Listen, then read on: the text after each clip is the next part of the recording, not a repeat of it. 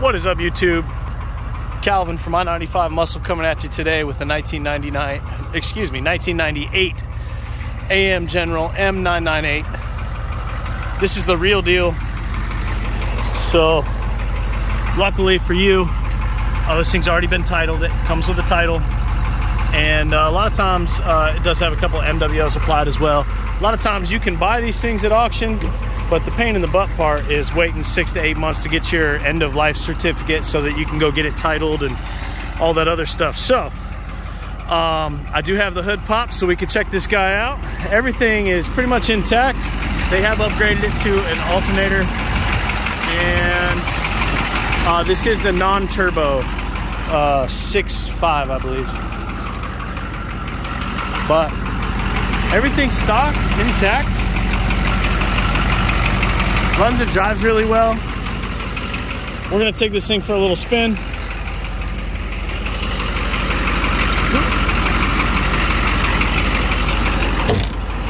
ahead and close this guy up. It does take a second to get the hood open, but it's freaking cool. This does have a little solar charger on it, but I'm not sure if that works or needs to be replaced. You can order those online pretty easily.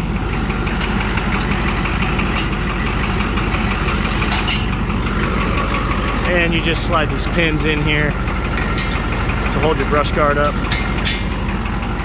All right, on the front, we do have some projector beam headlights. So it's a little better than just like an old halogen bulb.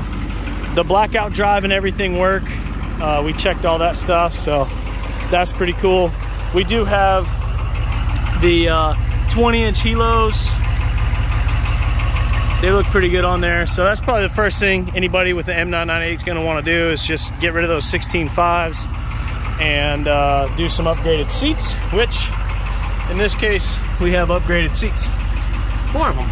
So there is also a power base sound bar in here because you know these things didn't come with a radio. If they did, they were mounted up here and it was not that kind of radio. So I think pretty much all the gauges work okay. This is your light switch. It's already been modified to use a key instead of the old start switch. The e-brake works remarkably well. So let me put it in drive. You notice we're not going anywhere. But as soon as you release that e-brake, it'll start moving. So, figure we'll cruise this thing out across some grass, some hills and bumps. Basically, it's natural habitat here. Now, this is going to be one of the baddest off-road vehicles, pretty much, that you can buy, because you know, it's got the independent 4-wheel suspension. It has the portaled hubs on it. Portaled hubs give you like a 4-inch offset on your drivetrain to where the center of your wheel is actually mounted. So that's pretty cool. It's not the fastest thing in the world. However, it does run and drive really well. So not a whole lot to worry about there. There is no park. So you always just put it in neutral, set your e-brake, turn it off, just like normal. And when you twist the key, you literally just bump the starter, it'll fire right up. That's it. So there's a little dent right here. What happens is a lot of people slap this forward and it makes a little dent there. No big deal. Now these bodies are full aluminum bodies, minus the hood. The hood is a fiberglass hood, so it's a little heavy, but the whole truck is heavy. Now if we roll up under it, you'll see coil suspension on the front, huge, massive A-arms. And there's your half shaft, your portaled hub. So this is cool because input goes up here, and you're like 3 or 4 inches further down is where your wheel actually comes out. Another cool thing about these guys is your differential is right in the middle, and so are your brakes. So if you had to replace the brakes on this guy, you just get under here, pull your brake pads out, slap new brake pads in, and you don't even have to take the wheel off. So pretty slick. Everything under here looks pretty good. There is no rust or anything like that. A couple little spots where maybe some rocks hit the A-arms or something, but really solid. And the body panels will not rust because, you know, they're not metal. They are actually aluminum. So let's continue walking around this guy, see what else we can find. The exhaust, these do have a pretty beefy muffler exhaust on them. Pretty large. So see under here, there's your muffler exhaust, and it looks like this little cable is for that Bluetooth. Probably needs to be zip tied up out of the way. We'll take care of that. And then your rear differential is the same as the front, where the disc brakes are actually mounted in the center. Portal hubs on the rear as well.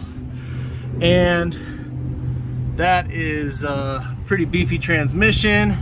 Always held up pretty good to these. And then in the rear, you also got your radius rods or your tie rods and all that stuff.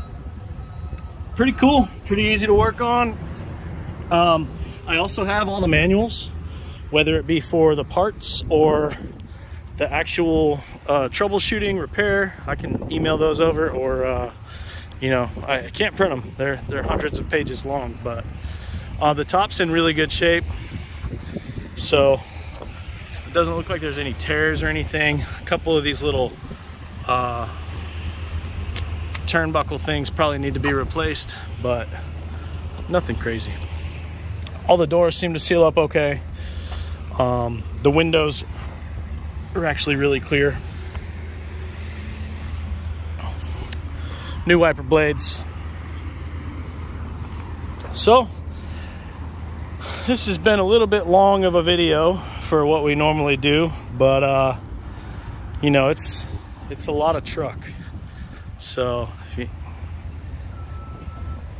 if you want to relive the glory days when you were in the military, or if you just want to be the coolest cat out riding around, this is one to pick up for sure. And those of you that don't know, I guess I'll touch on this. This is your fuel filler neck. You actually unscrew this to loosen it, then you pull this out. Now, you fill that up, diesel only, obviously, slide that back in there, then you twist it again, and that seals it. Pretty cool. Bed's in pretty good shape. So, a couple little dents over here, nothing crazy. And the tailgate is as simple as it gets. Taking it back to the 60s, where you got the chain, you just unhook the chain, fold the tailgate down, hook it back up. This one does have a receiver for a hitch, and also the tow pintle, which is a pretty beastly way of hooking up something. Or, you know, some of those water buffaloes and whatnot have some big rings that you actually slide on there and lock in place. So, yay, USPS. And then this one does have a trailer pin wiring as well. So I think that's pretty much going to wrap up this little walk around video. Make sure you like, comment, subscribe. If you have any questions, drop them down below. We'll do our best to answer. And thanks for watching. Man, that thing's so cool.